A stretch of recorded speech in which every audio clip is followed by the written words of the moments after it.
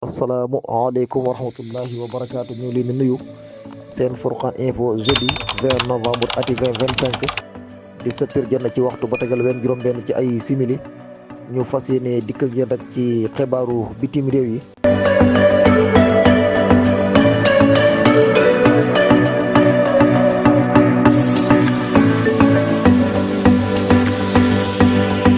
bu ñu sukkandikoo ci ki nga xam ne moo tudd Omar Alioune sukkandikoo ci Al Jazeera moom mi nga xam ne daal mooy raisu mufawwidiyatu ECOWAS moom mi nga xam ne kon daal mooy président wu commission bi tudd ECOWAS mooy xam ne rek ne ñii di terroriste yi daal danger bu rëy lañ mujj nañ daal di menacer bépp Afrique sowu jant ci ay déclaration bi nga xam ne joxe na ko ba tey rek nee na enregistré ni la toll ci 450 attaques yoo xam ne nii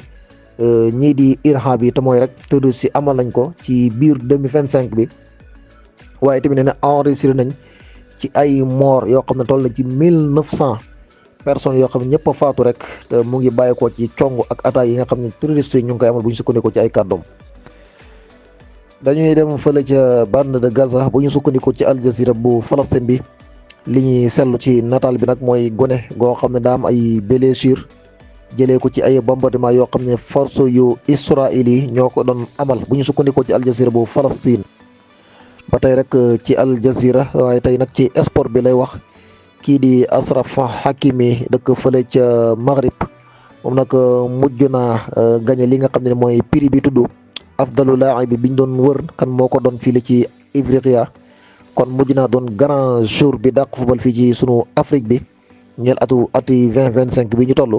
kon mujj naa jiitu rek kii di Mouhamadou Salah ca Misra waaye mujj naa jiitu kii di Victor Osimhen fële ca Nigeria bu ñu sukkandikoo ci Al Jazeera ba tey rek du ñu génn Al Jazeera ñeel xibaar boo xam ne nii ay jàppante la ñu nemmeeku fële ca Be'u Sabin te li ko war rek mooy dañoo jàpp koo xam ne doomu Israël la. liñ koy tuumaal nag mooy rek da doon amal ay actes yoo xam ni da doon déstabiliser lu jëm ci sécurité dëkk ba waaye tamit di amal ay communication yoo xam ne nii kon dafa jëm ci wàllu rek sàcc ay xibaar mooy renseignement waaye tamit da doon dox rek ci intérêt Iran ba tax ñu jàpp ko bu ñu sukkandikoo ci Al Jazeera ba tey rek dañuy dem ca Madinatu Gaza. lu toll ci 100 personnes yoo xam ne ay handicap lañ fële ca dayrul balxi wala dayrul bilxi ñoom nag taw yu tar yi fi amoon mujj naa gàllankoor seen i tante yi nga xam ne wala seen i xayma yi nga xam ne ci lañ dëkki woon ñuy woote wàllu nag di souffrance yu métti ngir ku leen xeetali lu ci mel ne nag am na yu yittewoo soxloo ko lool colka ya ñuy sol te yittewoo ko lool mu leen mën a aaral sedd bi leen daal yittewoo nañ ko waaye tamit ñoo xam ne nii équipe lay doon buy méngoo seen i biir ak seen i situation di ko contrôler soxla nan ko ay chaise yu ñu mën a toog waaye tamit ay mbàjji waaye ay lal yoo xam ne ni lal yu baax lay doon yoo xam ne buñ feebaree dinañ ci mën a tëdd mën a faju normal bay tey rek ci ay seen i kàddu yi nga xam ñu ngi koy réclamer te di ko dund mooy ñoom daal amatuñ benn kàttan ngir mën a quitter ci seen i xayma yooyu kon daal faw rek aajo nañ équipe boo xam ne moo leen di orienté di leen dimbale bu ñu sukkandikoo ci seen i kàddu ba tey rek dañuy dem fële ci réewu France sukkandiku ci Reuters mu sukkandiku ci porte-parole bi nga xam ne moo yor kàddu affaires étrangères bu France nee na ñu ngi ñaawlu bu baax attaques yi nga xam ne Israël mu ngi koy def di ko wëyal waaye tamit nee na ñu ngi def effort ñun ak waa Washington ngir rek gën a woyofal tension bi nga xam ne daal mu ngay am ñeel Israël mii di ko amal ci yenn ci zone yi ba tey rek bu ñu sukkandikoo ci ak télévision Al Arabi TV. force yu Israël yi di di laasu daal ay sox maanaam di tiire ay sox daal fële ci benn quartier bu nekk ci digg Nablus jamononte nag waxtu yoo xam ne ni ñu ngay song ay ville ca dëkk boobu tudd Nablus bu ñu sukkandikoo ci Al Jazeera wala bokk bu ñu sukkandikoo ci ak télévision Al Arabi ba tey rek fële ca Suuriya la ñuy dem benn jàngalekat bu jigéen boo xam ne mu nga dëkk ci Suuriya mooy documenté benn moment boo xam ne nii amal nañ ay agression ci kawam di ko dóor daal waaye tamit di ŋàññ ak a saaga étudiants yi nga xam ne ñooy jàng ca lenn ca l'école ya nekk ca gouvernance bu Hamza Suuriya bu ñu sukkandikoo ci seen i kaddu kii di njiitu réew bu France Emmanuel Macron bu ñu sukkandikoo ci Al Jazeera Ifriqiya nee na dina reprendre ay tournéem fii la ci Afrique lambo nag war na dem visite lu toll ci 4 états ci état Afrique yi waaye taxul nag mu tudd état ban ak état ban moo ci topp waaye daal bu ñu sukkandiku rek ci Al Jazeera ci kàddu Emmanuel Macron. ba tey bu ñuy sukkandikoo ci Al Jazeera bu Palestine marché population bële nekk fële ca Nusayrat wala ca Nasirat ca digg bande de Gaza ñu ngi gis daal ay activités yu am solo mais daal marché ba mu ngay commencé nag di dekkiwaat par ndànk-ndànk activités yi di dund ginnaaw ay weer yoo xam ne tënkuwoon nañ li ko waral rek mooy guerre bi fi amoon wax nañu sax lenn ci aide humanitaire yi mu ngi ñëw bu baax a baax waaye tamit ak yenn ci matières yi nga xam ne dañ koy faral di soxla ak jumtukaay ak xeeti marchandise lu ci nekk rek ñu ngi ko fay seen ci marché boobu bu ñu sukkandikoo ci Al Jazeera bu Palestine. ba tey bu ñu sukkandikoo ci Al Jazeera tu Ifriqiya ministre bi ñu dénk wàllu clandestine fële ca Grèce te mu tudd Chanus Bilofis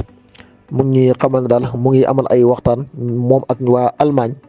ngir rek créer benn centre boo xam ne ni ñi nga xam ne dañuy def migrant bu jaaruwul yoon daal bu ñu leen jàppee rek mën leen a andi ci centre yooyu waaye nag centre yi ñu ngi koy créer fa fii ci Ifriqiya ba tey rek ci ay kàddoom nee na daal waxtaan yi tàmbali na di ko amal nag moom ak lenn ci ay état Afrique bu ñu sukkandikoo ci ay kàddoom ñeel ñi nga xam ne daal ñooy def ay mbëkk moo xam ne nii dafa nekk illégal mooy amul ay papier ngir bu ñu jàppee ñooñu rek mën leen andi ci centre yooyu ñu war a amal fii ci sunu réewu Afrique. ba tey bu ñu sukkandikoo ci TRT Arabi bu TV bi